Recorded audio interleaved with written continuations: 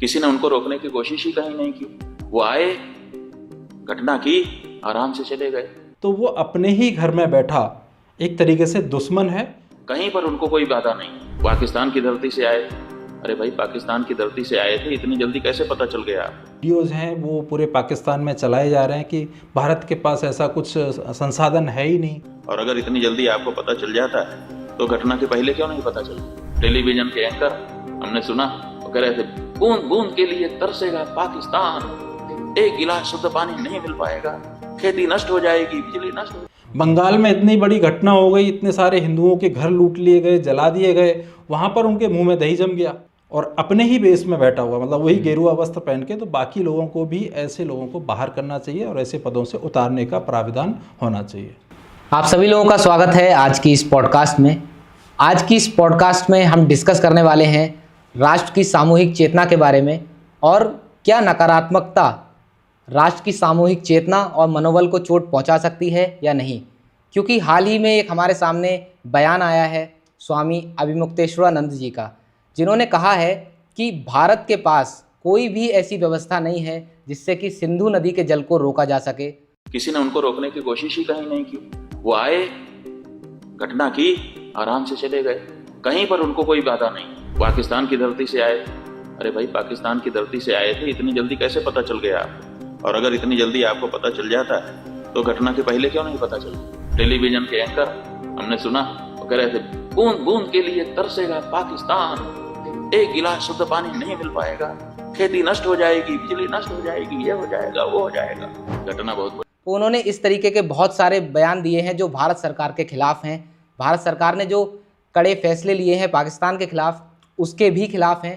तो इसी को आज हम डिस्कस करने जा रहे हैं कि ये सही है या गलत है, उनका क्या मानना है। तो आज के जो हमारे गेस्ट हैं वो द बीइंग स्पिरिचुअल फाउंडेशन के संस्थापक फाउंडर डॉक्टर धर्मेंद्र कुमार जी हैं, जो एक wellness and spiritual wellness coach भी हैं। सर, आपका बहुत बहुत स्वागत है। Thank you. कैसे हैं सर? बहुत बढ़िया। सर, आप हाल ही में देख रहे होंगे, आपने भी शायद वो बयान देखा हो कि जो स्वामी अभिमुक्तेश्वरानंद जी हैं, जो शंकराचार्य भी हैं, उन्होंने एक बयान दिया है कि भारत सरकार के पास ऐसा कोई भी उपाय नहीं है, कोई भी प्रबंध नहीं है जिससे कि जो उन्होंने सिंधु नदी के जल को रोकने की बात कही है उसको रोका जा सके। उन्होंने यहाँ तक भी कहा है कि जनता को सरकार सिर्फ मूर्ख बना रही है, जनता सिर्फ खुश हो रही है। तो आपका इस पर क्या मानना है? नाम लिया आपने? स्वामी अभिमुक्तेश्वरानंद।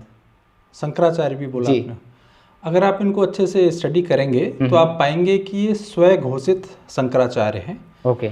2020 में मैं नहीं बोल रहा हूँ, ये अगर आप सर्च करेंगे तो बहुत सारे अखबारों में ये आएगा निकल के कि अक्टूबर या कुछ 2020 में सुप्रीम कोर्ट ने इन्होंने जो अपने आप को घोषित किया था शंकराचार्य, उस पर रोक लगा दी है। ओके। और ये जो टैगलाइन भी इनको दी थी, ये अखबारों की भाषा में बोल रहा हूँ, कि इनको जो टैगलाइन शंकराचार्य की दी है वो भी प्रियंका गांधी जी ने इनको दी है। और ये तभी से अपने आप को शंकराचार्य कहते हैं।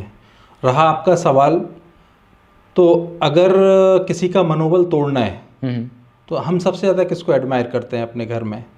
या तो हम अपने माता पिता को या अपने गुरु को। बिल्कुल। अगर इन तीनों में से ही कोई हमारे बारे में नेगेटिव बोलता है तो हमारा जो पूरा मोटिवेशन है वो जीरो पे आ जाता है। तो मुझे ऐसा लगता है कि तभी सुप्रीम कोर्ट ने इनके उस पर रोक लगाई होगी कि ये शंकराचार्य बनने के काबिल नहीं है। ये देश को तोड़ने का, देश को रोकने का काम कर रहे हैं। अदरवाइज़ जब बात आ रही है मनोबल बढ़ाने की, हर कोई मनोबल बढ़ा रहा है। ऐसे में प्रधानमंत्री के लिए कहना कि ये जो वो है सिर्फ जनता को छलावा कर रहे हैं, सिंधु जल जो परियोजना है उसको जो रोक रहे हैं वो कुछ नहीं हो सकता। कहीं ना कहीं इनके जो वीडियोज़ हैं वो पूरे पाकिस्तान में चलाए जा रहे हैं कि भारत के पास ऐसा कुछ संसाधन है ही नहीं कि वो रोक सकें पानी को। तो जो इनको नहीं समझ है कि एज ए आध्यात्मिक गुरु, ऐसे एज ए शंकराचार्य क्या शब्द बोलने चाहिए, क्या नहीं बोलने चाहिए, तो मेरे हिसाब से बहुत गलत कर रहे हैं। जब भी आप पाओगे कि कोई भी हमारे परिवार का, हमारा अपना हमारे बारे में नेगेटिव बोल देता है तो हमारा सारा मोटिवेशन डाउन होता है। बाहर का कोई भी क्या बोले हमको फ़र्क नहीं पड़ता। बिल्कुल ठीक है। मेरे माता पिता अगर मुझसे कुछ बोल देंगे तुम किसी काम के नहीं हो, तो मुझे बहुत हर्ट होगा, मुझे बहुत फील होगा।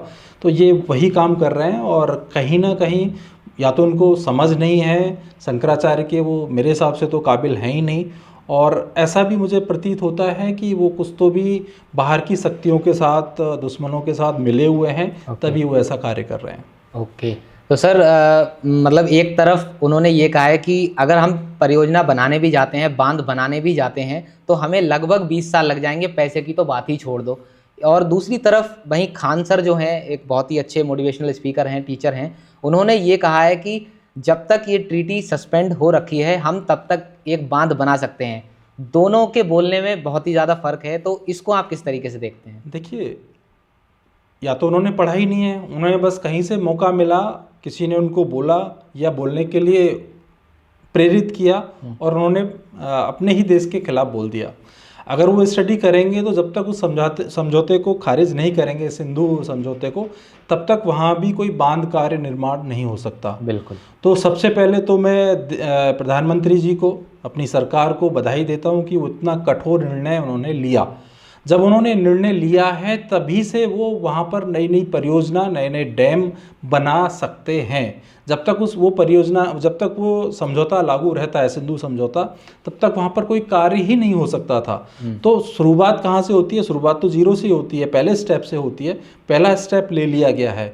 दूसरा, इनको शायद पता ही नहीं है कि हमारे देश में कैसी कैसी परियोजनाएं कितनी कितनी जल्दी समय में, अभी एक कुछ तो भी एक बहुत बड़ा ब्रिज बना है जिसकी हाइट, वो भी श्रीनगर में ही बना है, ठीक है, चुनार या समथिंग कुछ है, तो उसका भी उद्घाटन आई थिंक हो चुका है। तो मेरे हिसाब से उनको पता ही नहीं है अपनी देश की क्षमताओं के बारे में। अभी भी वो पुराना समय कभी रहा होता होगा, किसी पुरानी सरकार के समय में जो सालों लगते थे किसी परियोजना को पूरा होने में, अभी भी वो उसी दौर में जी रहे हैं, मुझे ऐसा लगता है। और ना उन्हें अपनी सरकार के ऊपर भरोसा है, ना देश के ऊपर भरोसा है। जहाँ से उनको डोनेशन आता होगा वो वहीं पर भरोसा कर रहे हैं। एक तरफ सर उन्होंने ऐसा भी कहा है कि बॉर्डर पर लोगों से चूक हुई है, चौकीदार कहाँ गए, और उन्होंने ये भी कहा है कि अगर मुझे पता होता कि अपराधी कौन है तो मैं उसका गला पकड़ लेता। देखो, जो सरकार में होता है, जो रक्षा कर रहा होता है या जो सैनिक होता है, वो 100 में से 99 काम अच्छे करता है। तो ऐसे लोग पता नहीं कहाँ सो जाते हैं।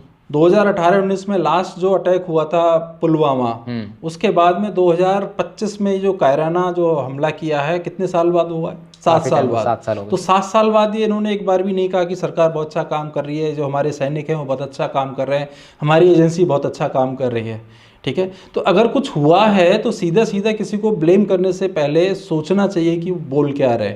ऐसा भी हो सकता है, उनका बयान ये भी हो सकता था कि वहाँ के जो लोकल लोग हैं कहीं ना कहीं उनका इसमें इन्वॉल्वमेंट हो सकता है, जिसके कारण इतनी बड़ी घटना हुई है, लेकिन वो नहीं बोलेंगे।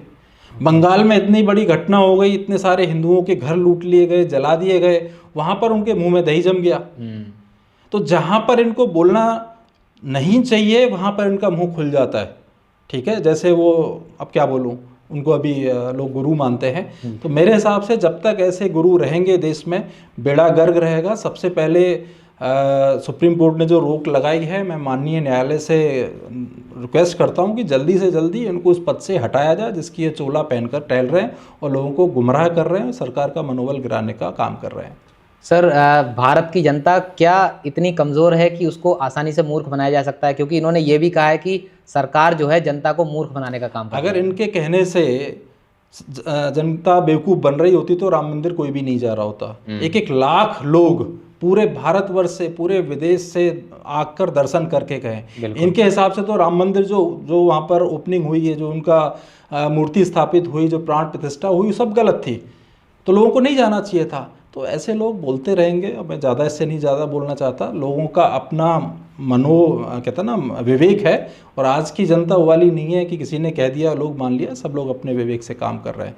बस मैं इतना ही कहूँगा कि ऐसे गुरुओं को, जो और धर्म गुरु हैं, उनको भी शांत नहीं बैठना चाहिए। ऐसे समय पर अगर कोई सरकार का मनोबल गिराने का कोई काम कर रहा है तो वो अपने ही घर में बैठा एक तरीके से दुश्मन है, और अपने ही बेस में बैठा हुआ, मतलब वही गेरुआ वस्त्र पहन के। तो बाकी लोगों को भी, ऐसे लोगों को बाहर करना चाहिए और ऐसे पदों से उतारने का प्राविधान होना चाहिए।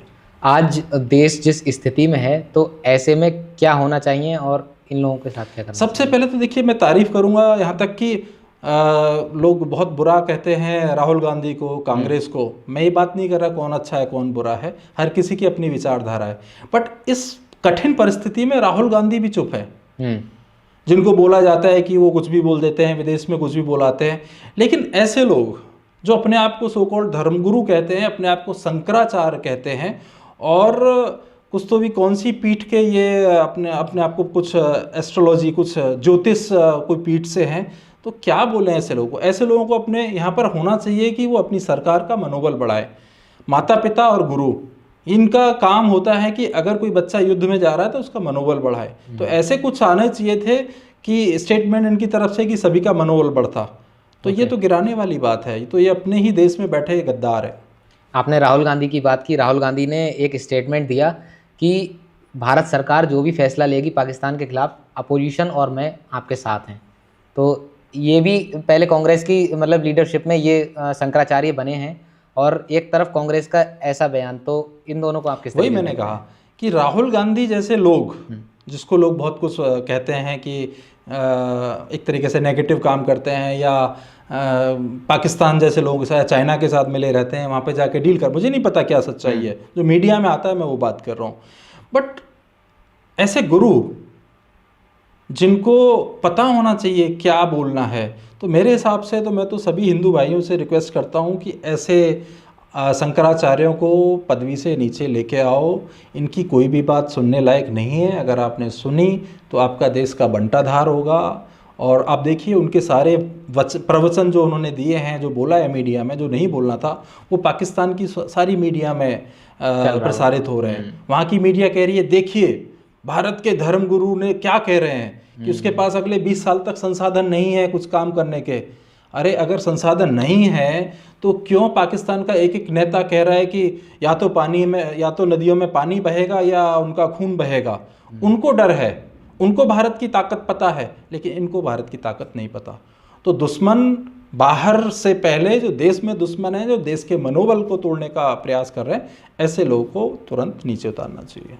सर बहुत अच्छा लगा मेरे ये डिस्कस करके आपके साथ में, क्योंकि देश इस वक्त ये है कि हम उसको मोटिवेट करें, उसको हेल्प करें देश को। इस समय पर सभी लोग एक साथ आएँ और देश का, सेना का मनोबल बढ़ाएं अपनी, क्योंकि युद्ध जो है सिर्फ हथियारों से नहीं लड़ा जाता, युद्ध साइकोलॉजिकली भी लड़ा जाता है।